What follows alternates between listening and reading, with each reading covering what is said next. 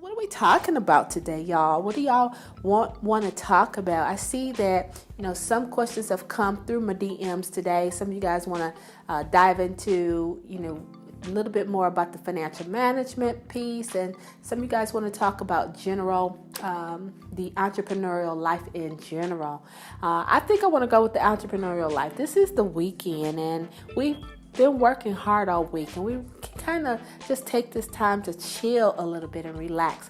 Many of you guys may be listening to this. I see some of my friends. I see you guys on Facebook posting on your Saturday afternoons. Some of you all are in the park. I see some of you all are taking boat rides, and who else did I see today? I saw Renee. She's out there. She's fishing today. And, the entrepreneurial lifestyle is so awesome because I wouldn't trade this part of my life for the world. I didn't think in a million years that I would start my own business. When I first started out 19 years ago. I won't tell that story today because I tell it so often, but I never thought that I would have my own business. It was never one of the things that were on the top of my list. Although I did come from a entrepreneurial family. My dad had his own business. He would sell things like jewelry, and he even had, I think he was selling women's accessories at one time, sunglasses and purses and things like that. And then, I look back at my grandparents, and my grandfather had his own snow removal company, landscaping, and he also painted cars. He was one of the first African-American owned auto detailing shop, where he actually did exterior painting for people to paint their cars. So I did come from a background that way.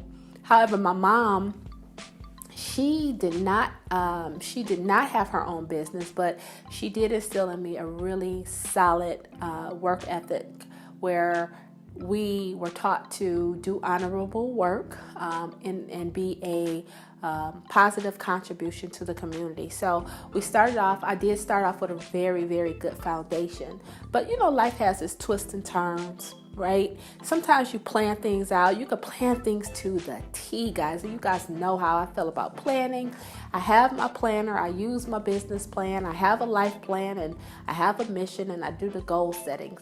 But life happens, and no matter how much you plan, you just have to be ready. Sometimes people say don't have a plan B, but sometimes you just have to be flexible. You have to be laser focused on your goal, of course, moving in the direction that you desire in your heart.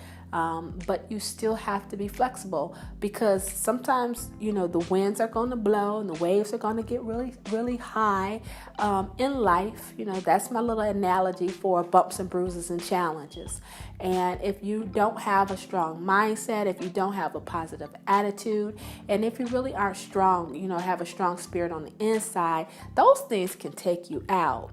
And I think that's one of the reasons why I decided to co-author the book, How to Crush It in Business Without Crushing Your Spirit, because I did go through a period in my business and in my personal life, right? When the economy took a really crazy turn and sales took a nosedive. I lost half of my income at one time because of the depression, the economic recession that we had in the economy, it was all throughout the world, not just in our state. But I had clients who were closing doors left and right because people who were their customers were losing their jobs. And so it is a ripple effect, and you have to be ready yourself as much as possible.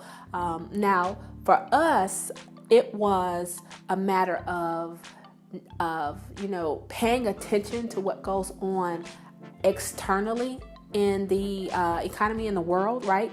What happens, right? If housing market crashes, what happens if interest rates shoot through the roof, and what happens if the Federal Reserve decides to change its economic policies. All of these different things go into play when you are in business. You can't just look at one specific aspect of your company. You got to look at all of those factors and be able to maneuver your way through all of that. And that really did, especially being an early stage entrepreneur, somebody who was new to small business. I believe I had only been 4 or 5 years out of college and 1 or 2 years into my business before my husband and I had to deal with all of that. And they don't teach you that in those business startup courses. You know, you have the 6 weeks or the 8 weeks to develop a business plan, and they kind of do an overview of all of that stuff, but they don't really have people coming in telling you that part of the story. And that's why I wrote my book, because I wanted to be able to share, that experience, so that people who are looking, the outsiders looking in, and they're thinking like, oh, being a small business or being an entrepreneur is so glorious, right? They don't see what's happening behind the curtains. They don't see the entrepreneur who has those sleepless nights, or who's trying to figure out how to pay, they're robbing Paulette to pay Peter, or whatever, Peter to pay Paul. You're juggling stuff, and you really have to understand the financial side of business. And that's why they give that statistic. They say that, 1 in every, 5 businesses fail because of poor management. And it's not just poorly managing the company overall, like your employees or your operations or your marketing, but they're talking about poorly managing your budget, poorly managing the sales that you make. And, because I think that one of the most important things that any small business owner can do, one of the most important things, is to make sure that the money that you're bringing in is managed so well that you have some left at the end of the day. You have a portion of it going to your savings account, a portion of it going to continuing to grow the company, and then a portion of it is definitely supposed to go to you, because you're giving up your, what we call, opportunity to work in another company, to work for someone else. You're giving up that opportunity in exchange to working for yourself. And that means the business is supposed to be able to take care of itself and supposed to be able to take care of you. And that, my dear friends, can get overwhelming, because as you continue to grow this company, your lifestyle may have to change. You may have to cut back on some things until you really start to be profitable. When you first getting, those first few sales, or you're really starting to understand what your clients want from you, right? You may have come up with, you think, the greatest thing since sliced cheese. You have sat hours putting together your product or putting together your program or service, and then when you start to tell people about it and they look at it, it could be that one little thing that they just don't like that causes you not to be able to make that sale. So you have to constantly be reinventing your idea, making sure that you are doing like the Proverb 31 woman who goes out into the marketplace. She surveys the market, she asks them for their feedback, and then she creates a product or a service or a program that is good. Now, how do you know when something is good? You know it's good when it's selling. And you know it's great when it's profitable. So you want to sell it, but you want to be able to sell it at a profit. And all of these things, when you're putting it all together, what it does is it's going to either make you very, very happy and confident in your ability to run your own company, or it's not, right? And that's where my book comes into play, because I talk about those it's not happy times.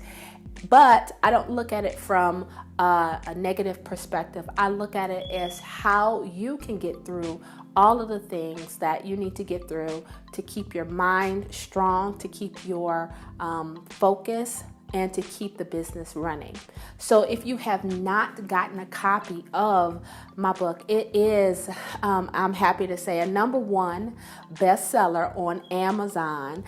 You can find it in the small business section, and the title again is How to Crush It in Business Without Crushing Your Spirit.